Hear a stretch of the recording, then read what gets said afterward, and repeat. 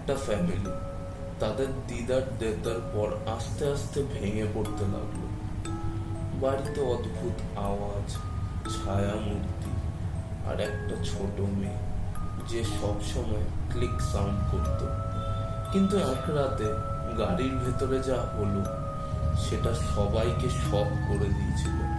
তারপর মা বদলাতে শুরু হলো।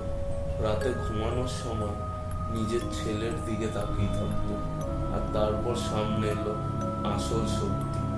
এটা কোনো অ্যাক্সিডেন্ট ছিল না, পুরো ফ্যামিলিকে বছরের পর বছর প্রিপেয়ার করা হচ্ছিল একটা ডিমনকে মানুষের বডি দেওয়ার জন্য।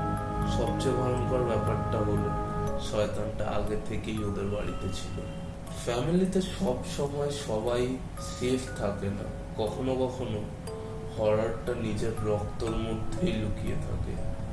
আর এরকম সাইকোলজিক্যাল হররের জন্য চ্যানেলটা সাবস্ক্রাইব করুন আর লাইট অফ করে ঘুমাতে যেও না।